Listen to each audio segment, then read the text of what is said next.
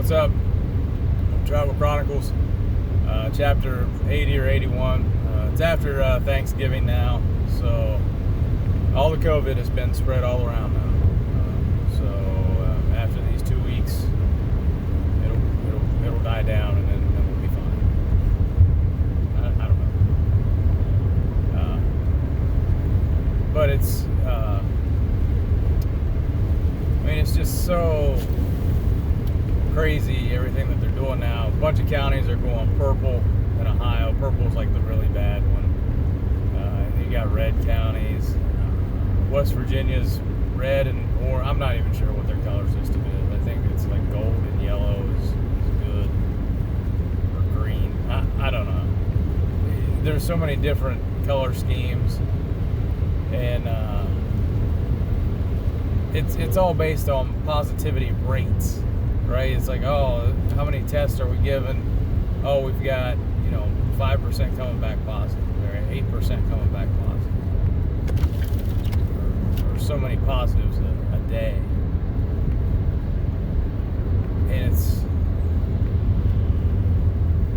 it's a little bit ludicrous to me. It's still one of those things. If you feel you're at risk, then you need to stay at home, right? If you're worried and you need to wait till this is over before you go out, then you should stay where you're at. That's still where we're at. Just people don't want to wear a mask and stuff, and I'm still going to wear a mask whenever I go in a place, and maybe even after this whole thing's over, I may still wear a mask just because. But it does a couple of things, right? One, it discourages, going out and shopping. So Black Friday was horrible. That's Dina's Super Bowl right there. It's Black Friday shopping, and there wasn't any, so it was miserable for her. Kids are still at home. At the best, they'll go back to school on the 7th of December. So they'll have been out of school for, I think, like 3-4 weeks. The homeschooling is not, or the remote learning it's just not very efficient. It's not. And, one, I don't think teachers are, equipped or set up to do it. And maybe that'll be something that'll be addressed, in the future. Like, hey, we did have this pandemic in 2020, and we had to go remote. There's going to be a scenario in the future where that would happen, or instead of snow days, you have remote days, right? And somewhere you can still communicate with the kids. Kids can still get their lessons, and you're not behind any. Right, you don't have days to make up at the end of the year. So,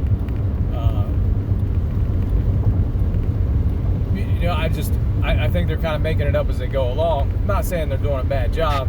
I'm just saying anytime you do something for the first time, it's not going to be perfect, right? And I think that's just the scenario they're kind of in right now, where, hey, they're doing it. It's not great, but the kids are the one who are paying the price while they're trying to figure it out. And it's just, one, it's unfortunate, and two, it could be, have lasting impacts, right? You're looking at almost a full year of school now where kids have been either on remote, hybrid, where they haven't had a full class in the classroom, learning. They haven't had that environment. And I think kids need that social interaction. They need to be around each other. Anybody who's working right now, their job has risk, and it doesn't matter if you're working in a factory, in a hospital, in a grocery store. Obviously, like, people in the hospital have a little bit more to worry about, because they're getting the people who are positive are coming there. So they have to be a lot more precautious, a lot more diligent in what they're doing.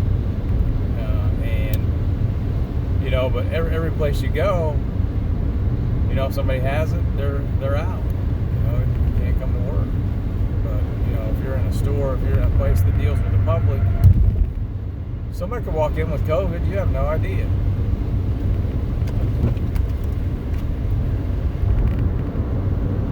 It's if we would just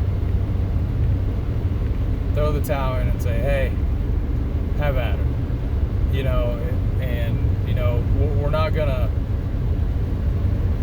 quarantine anybody. We're not going to contact trace and do any of that. And we're just going to, say have at her, and whatever happens, happens. And we're not going to segregate people in the hospitals. I don't know. Hospitals would probably still try to take their own precautions. But, it is kind of a mess for people working there because they got to suit up to go into a room. It's just such a mess the way it's been handled. And it's like, oh, we don't have the people to work. You got 8 months to get ready for this. It's like you haven't, you can't pull from somewhere from some type of traveling nurse type thing, or there aren't nurses willing to come work for you because hospitals are getting money for this. I'm firmly of that belief. But after 8 months, people are really, really fed up with being restricted, being told what they can and can't do, and kids being impacted. Last night we went to a basketball game. We're only allowed to have two people come per player, and that's so ridiculous. I don't even know if it's stupid. I think it has to be I think it's supposed to be parents. And it's just, at what point do we say, hey, okay, kids are okay to play basketball, not okay to be in school, right? It's like, how much of a value on athletics over academics?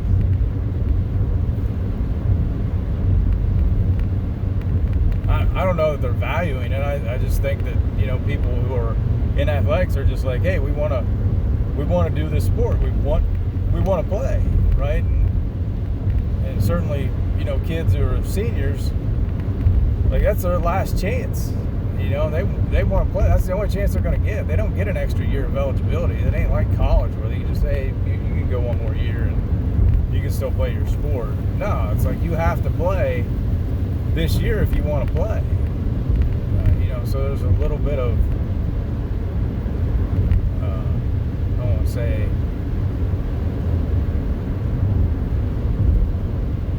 just angst, I guess.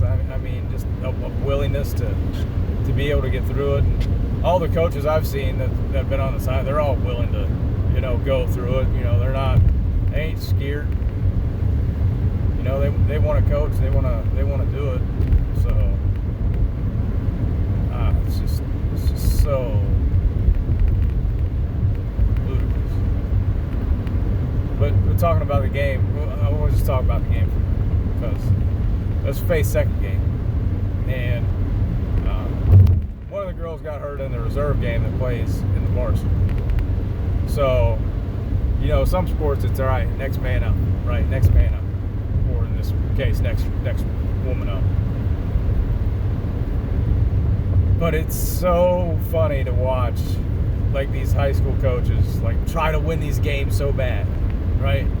Because if I'm coaching this team, I don't care if I'm 4-4, 8 games into the season, as long as I've done what I needed to do to get people in game situations, right? Because we came out and we wanted to press, right? And we were playing against a pressing team. A team that is their system to press. That is their system. And they commit to that system. So it's, 3-4 girls subbing at a time, constant substitutions to keep girls fresh. The coach understands how to play that system, right? And you don't let your foot off the gas. You're not taking timeouts, to let the other team rest, and especially when the other team's only playing 6 girls. So you want to run them in the dirt, fatigue them, and hopefully, the last half of the fourth quarter, they just don't have the legs for shots. They're making, lazy passes. They're not getting back. And then you have the advantage because you've rested people. At most, some of your girls have played half the game where, two or three of their girls may have played the whole game, and they did. But it's just, and I'm not saying you need to sub girls equal. I'm not saying 9 needs to go in for number 1 and play, 4 minutes of the quarter. I'm not saying that. But there are certain things you can do because you want to get these other girls ready, right? You had a girl get hurt, right? What if somebody else gets hurt? You had another girl with 4 fouls. If she fouls out, now you're down to just 5. And then what if somebody else gets hurt? Now who's going in, right? Now somebody's like, oh, what do I do? And they're a complete total liability. So now you've cost yourself the game, but now it's going to be on that kid because, oh, well, I had to put you in and you weren't ready.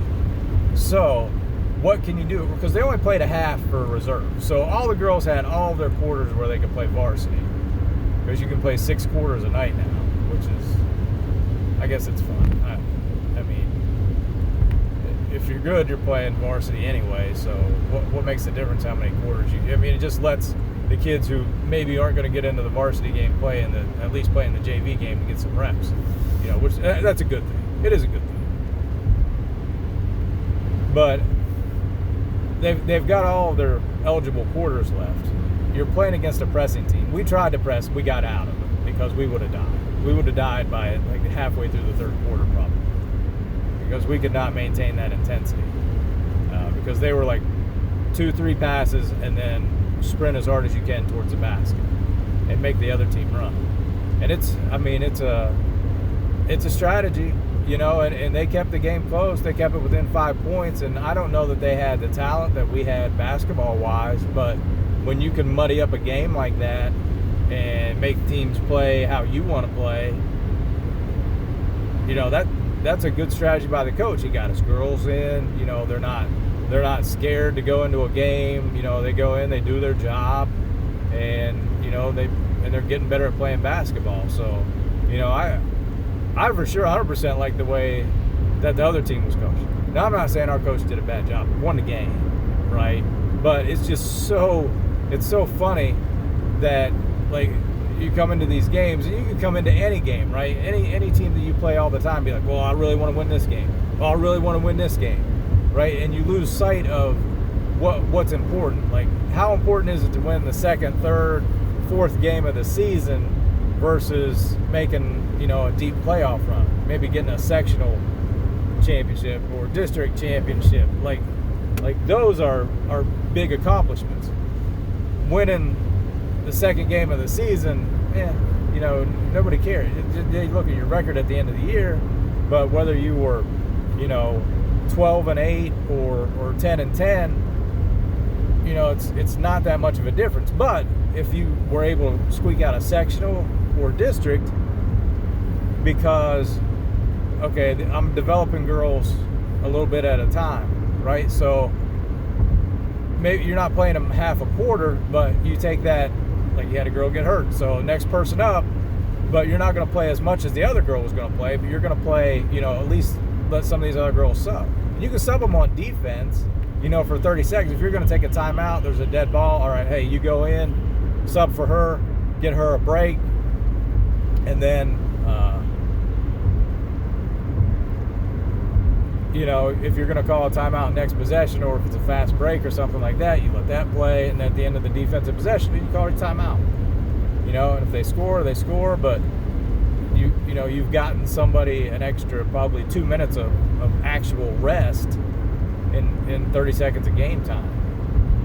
And somebody else has gotten experience and got in the game and felt like they were, in the game. It's like, all right, hey, you got to stay engaged. You got to stay in the game. You can't just go over there and talk to your friends for 40 minutes while we're playing basketball. And the more invested they are in the game, the more they they cheer for their teammates, the more they can, you know, pass that energy back and forth. It's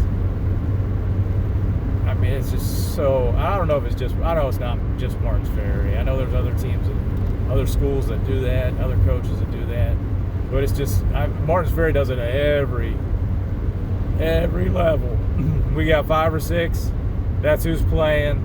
The rest of you is behind the break in case of emergency glass, right? It's like, you're not playing unless I absolutely have to. And that's just, why don't we develop people? Why don't we let them play? You know, let's see what you got. You know, if they contribute for 30 seconds, all right, you get 30 more seconds. You know, if you contribute, you know, your role is to go in here for 2 minutes. I'm going to cycle, you know, 2 other people in substitutions a minute at a time just to get them a quick rest, and then you're back out. And that's your role.